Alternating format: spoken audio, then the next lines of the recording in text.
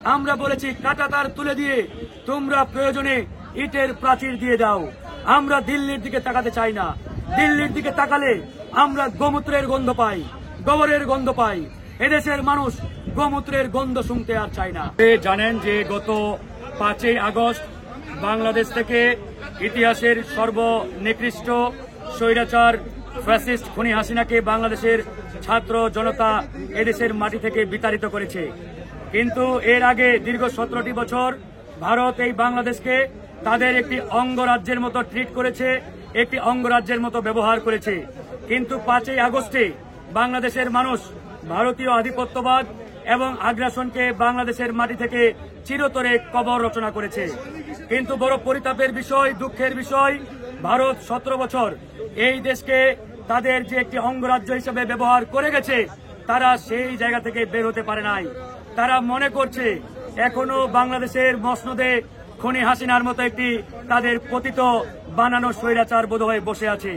এজন্য তারা এই বাংলাদেশকে নিয়ে তাদের আগের যে নীতি, আগের যে কূটনীতি, সেই কূটনীতির ধারায় এই দেশকে তারা ট্রিট করার চেষ্টা করছে। কিন্তু বাংলাদেশের জনগণ পরিষ্কারভাবে ভারতকে জানিয়ে দিয়েছে যে বাংলাদেশ একটি স্বাধীন সার্বভৌম দেশ। এই দেশ কিভাবে চলবে, এদেশের রাজনীতি কূটনীতি কিভাবে পরিচালিত হবে, সেই সিদ্ধান্ত নেওয়ার মালিক বাংলাদেশের জনগণ। ভারতীয় কোনো দাদাগিরি, ভারতের কোনো তাবেদারি এই বাংলাদেশে আর কোনোদিন ফিরে আসবে না, চলবে না। কিন্তু ভারত এই জায়গাটিতে বড় ধরনের একটি ভুল করে যাচ্ছে। ভারত কোনোভাবেই বিশ্বাস করতে পারছে না যে ভারতের দালাল, ভারতের বানানো গোলাম, ভারতের বানানো প্রোডাক্ট হাসিনা বাংলাদেশের মসনদে আর নেই। এই জিনিসটি বিশ্বাস করতে ভারতের কষ্ট হচ্ছে। তাই তারা বারবার সেই জিনিসটির পুনরাবৃত্তি করে এই বাংলাদেশকে হাসিনার চোখে দেখার চেষ্টা করছে। তাই আমরা আজকে ছাত্র জনতা এবং সাবেক সেনা কর্মকর্তারা একজোট হয়েছি এবং আমরা ভারতকে স্পষ্ট করে বলতে চাই, আমরা ভারতের সাথে বন্ধুত্ব গড়তে চাই, সম্পর্ক গড়তে চাই। তবে সেটা গোলামির সম্পর্ক নয়, দাসত্বের সম্পর্ক নয়।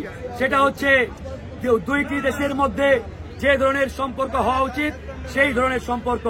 ভারত যদি বাংলাদেশকে নিয়ে সেই ধরনের সম্পর্ক গড়তে চায়, তাহলে বাংলাদেশের জনগণের চোখে বাংলাদেশকে দেখতে হবে। হাসিনার চোখে বাংলাদেশকে দেখলে ভারতের সাথে কোনো বন্ধুত্ব কিংবা ভারতের সাথে কোনো সম্পর্ক হতে পারে না।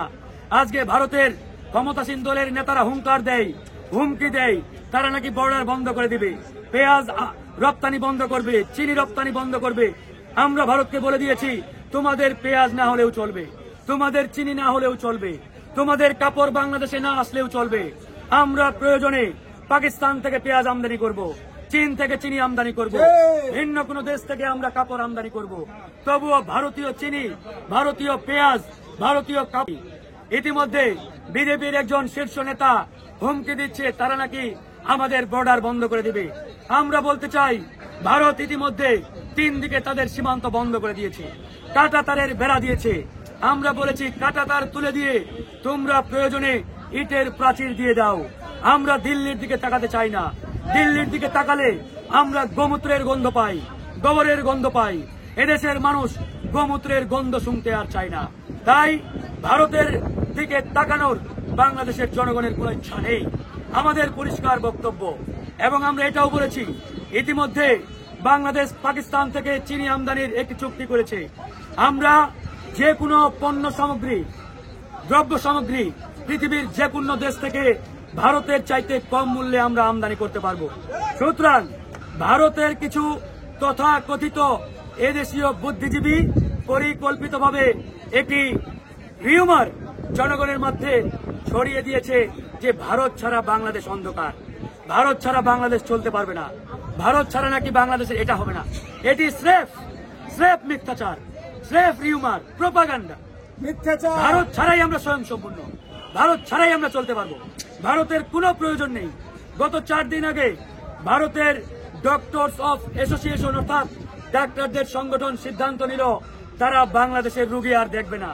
সেই সিদ্ধান্ত গতকাল তারা প্রত্যাহার করেছে, কারণ বাংলাদেশের রোগী না দেখার ফলে ভারতের ডাক্তারদের ইনকাম ওর দিকে নেমে আসছে।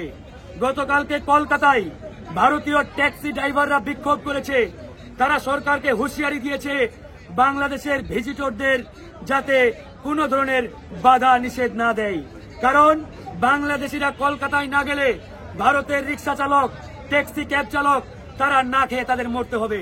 তাই ভারত বাংলাদেশের উপরে ডিপেন্ডেন্ট, বাংলার মানুষ, এদেশের জনগণ ইন্ডিয়ার উপরে বিন্দু পরিমাণ নির্ভরশীল নয়।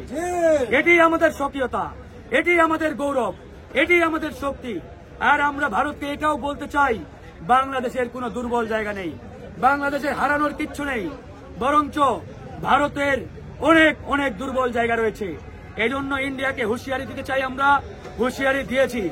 ইন্ডিয়া যদি বাংলাদেশকে টোকা দিতে চাই, আমরা প্রস্তুত রয়েছি ইন্ডিয়াকে ধাক্কা দেওয়ার জন্য। আমাদের এই সরকারকে বলতে হবে, তোমরা যদি ঢাকার দিকে রক্তচক্ষু নিয়ে তাকাও, তাহলে আমরাও তোমার 7 সিস্টার্সের দিকে তাকাবো। এরকম হুঙ্কার দিয়ে ভারতকে বুঝিয়ে দিতে হবে এদেশে তোমাদের দাদাগিরি আর চলবে না। এদেশে বাংলাদেশের ছাত্র জনতার সিদ্ধান্তই চূড়ান্ত সিদ্ধান্ত। তার আলোকেই আজকে সাবেক সেনা কর্মকর্তারা এই বিক্ষোভের আয়োজন করেছিলেন।